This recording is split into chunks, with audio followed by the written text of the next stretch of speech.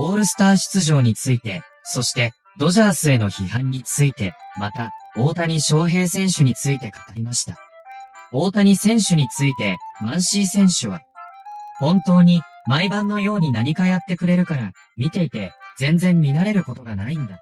と語り、大谷選手の打席時には、誰も席を立たないなど、ダグアウトでの舞台裏について言及する場面も。ここからは、その様子を字幕付きでご紹介します。This guy's not going back to school anytime soon, but he is going back to the All-Star game for the first time in 5 years. Congratulations, Max Muncy. Thank you, I appreciate that. So do you miss something like that? Yeah, of course. I mean, it's one of the few things you have that's a recognition of, how you're playing personally.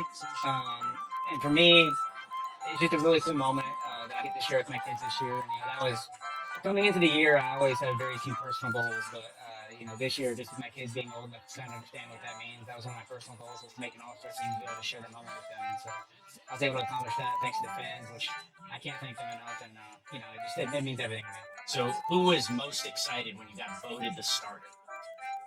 Ooh, my oldest, my daughter, she was very excited because she used to dress up for the red carpet. I was about to Yeah. ask.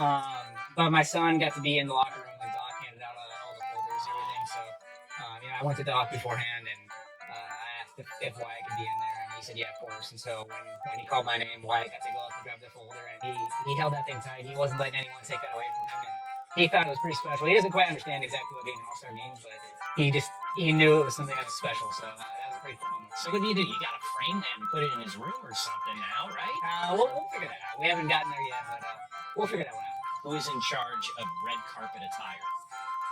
Who do you think? Come on. So what? Yeah. And how we doing? I think we're doing great. I'm not entirely sure, but I think we're doing great. We'll see. It's I know it's gonna be great. We're gonna be looking great, so I'm not worried about it at all. Now, do the Muncies match? Do you have any idea? Do you have to have a personal fitting before you go? Yeah, I think that's gonna happen tomorrow, maybe. Okay, this is exciting. Yeah. No, I think we're going with like a black and silver type of look. So Okay. A little classy, little classic. But I don't know what the kids are wearing. I know they're supposed to be matching us, but I have no idea what they're wearing. I dig it. I'm in. Explain how somebody goes from getting DFA'd to hitting the third most homers in LA Dodgers history. I don't know. That's a great question. I kind of ask myself that all the time, but I think it's just. Do you think about it? Sometimes. There's obviously a lot of talk about it, and I don't reflect on it too much, but sometimes I think back to when I was just sitting on the couch out of baseball and ready to go back to school and get my degree, and it's been a pretty wild ride since then, and I've been able to accomplish just about everything I wanted to accomplish, and that entails winning 3 World Series rings, and that's the most important thing about playing baseball. You want to compete, you want to win, and I've had the chance to do that every single year that I've been here. Well, I understand you don't like to talk about it, but I think it's important for people to understand that when you do get knocked down, that somehow you got to find a way, whatever you do for a living or whatever stage you're at. So when you were sitting on the couch, like you had mentally moved on? Yeah. I mean, I had just reached a point where mentally I was kind of done with baseball. I had no love for it anymore. Let me think back. I had no love playing it anymore. I still love baseball, but I just had no love to play. I didn't want to go through that. I didn't want to deal with, that part of it anymore. And it took a couple weeks and kind of sit on the couch and not watching any baseball for that to finally sink in that the next time I saw a baseball game, I was kind of like, oh, maybe I do still want to play. Maybe I want to give us another chance. I've taken a little time off and maybe get a fresh break somewhere. And, ultimately, I was originally supposed to go to AA at the Dodgers, and I was extremely happy about that. I was like, great, no expectations, let's go and just give me a chance to play and let me be happy. And I ended up going to AAA to start, and I just never looked back from there. I always told myself the reason I wanted to be out there was to have fun, to compete, and to try to win. My personal stats never mattered, and when I stopped worrying about those and started worrying about having fun, kind of when everything turned around for me. Was it just you who helped drag yourself out of that depth, or was it a talk with a family member? Or? Well, it was my dad, and my wife, who we were dating at the time, not married yet, but just constant conversations that you only have a small window to attempt to play this game. And so unless you're 100% sure that you want to be done with it, you shouldn't be done with it. And, ultimately decided to give him another chance, and it's worked out pretty good since then. You must be proud as a motherfucker. I'm serious. Like, because it could have easily gone the other way. Oh, For without you. a You doubt. must But be happy. you for know, yourself. I think just that coming back and going to the Dodgers in the minor leagues, there was zero expectations, and like I said, just the chance to keep playing baseball, to keep having fun, and keep living up the dream a little bit longer. I think having that mindset going in instead of worrying about what am I hitting, where am I playing, what spot am I in? Am I in AAA? Am I in the big leagues? Am I in the A-ball? Like it didn't matter to me, and that was all stuff that I worried about before. And so I think just changing that mindset and changing who I was mentally and finding a different lens to look at baseball just changed it all. For a guy that has gathered that sort of perspective, how do you deal with the fact that most people would see this season as a failure if you don't repeat? How do you compartmentalize that? Well, ultimately, if you don't win the World Series, it's a failure every single year. The whole goal is to win the last game of the season. And if you don't accomplish that, you didn't accomplish your goal. For us, and I've talked about this quite a bit this year, we can't come into this season looking at we're trying to three-peat. Obviously, that's what's on the table. But for us, we're trying to win the World Series. We're trying to win it this year. We're not trying to win 3 in a row. We're trying to win the one this year. And, that should be the goal every single year. You can only accomplish that by taking the season one day at a time.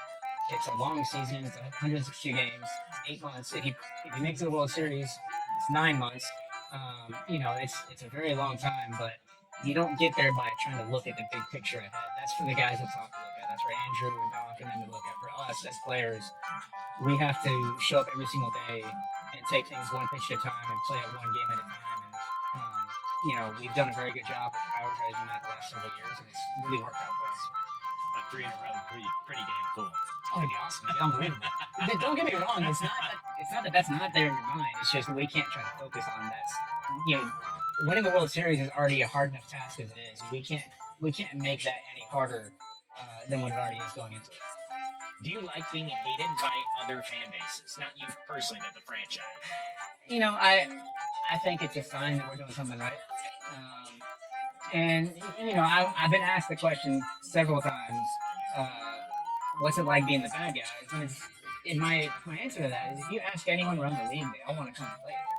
So are you really the bad guys if you've created the spot, the culture, the organization that everyone wants to come and join? That's how I've always looked at it. If you ask any player around the league, they'd all love to play here. Obviously, there's some that would say, I'd love to beat those guys. But if given the opportunity, they'd all love to come and play here. And, that's just something that we've created. Again, starting with Andrew and Brandon and the ownership, going down to us as players in the clubhouse, the culture we've created in there. Everyone knows about it and everyone loves it. You're a starting all-star. You're playing with several guys who are going to end up in Cooperstown. And then there's Shohei. Do you ever allow yourself to sit there and say, damn man, I am lucky to be alive during this time and call that guy my teammate? Oh, absolutely. Man, he's probably going to be the greatest player of all time.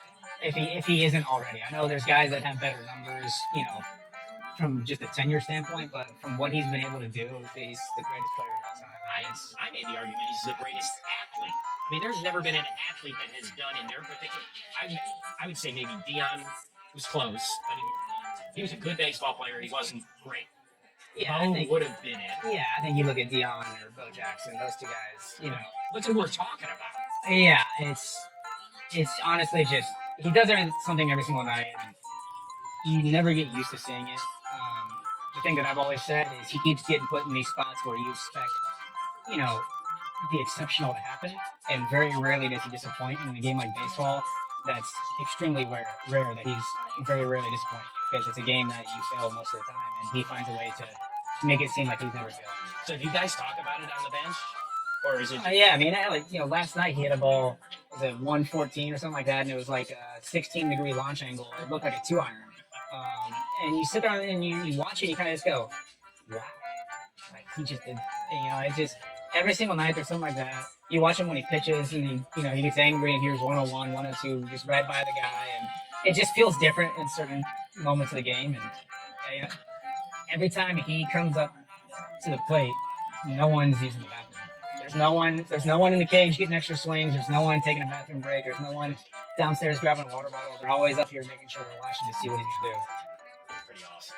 For you individually, I know you got another 1 year put on your contract, and people look at it and say, wait, next month is how he played his deal. What in the world is he doing? Why was it important for you to take that stability instead of maybe chase dollars or even try and get a bigger deal from this team? You know, again, the reason why I want to play baseball is I love to compete, I love to win, I love having the opportunity to win. Well, there's no better organization in baseball right now than the Dodgers. So where else would I rather go to have an opportunity to win? And then secondly, LA is what my kids know. You know, they were born here, they live here the majority of the year. They know Dodger Stadium, they know the family room, they know the teachers up there, they know all the workers, they know the drive into the stadium. You know, this is their life, and I wasn't about to uproot them and tear their life apart because I got greedy and chased a couple extra dollars. And ultimately, how much was that really going to change our life? You know, I'm already making more than enough money as it is. How much was a little bit more going to change our life? And, you know, after a lot of conversations with my wife, the answer was none at all. You know, like I said, we already have more money than we know what to do with. And if that's the case, I want to be somewhere that we're comfortable. And the relationships that I've built here with the coaching staff and the front office, the training staff, the stadium staff, the grounds crew, the security guys, like, I know everybody. And you walk in, you say hi to those guys every single day, and you don't want to build that relationship somewhere else. Not at this point. An awesome answer. I'm going to hit you with some quick hitters and get you back to work. McCovey Cove splash or a walk-off at Dodger Stadium? Walk off at Dodger Stadium. That's a close one, but walk off at Dodger Stadium. Doing it in front of the home fans is always the best thing in the world. You had to think about it, though. I did have to think about it. I'll give you that. Shohei, Mookie, Freddie. Who's funniest and why? That's actually a really tough answer. I gotta give it to Freddie. Freddie to me is the funniest just because anytime he's doing something that involves his body, he's so tall and gangly, it just makes you laugh. You know, so I feel like they're all equally funny in terms of their personality, but you know, when Freddie does some things, it just really makes you laugh when you're watching a guy that's that tall, you know, move his body like that. He wins on physical comedy alone. Yeah. Good. いかがでしたでしょうか？このチャンネルで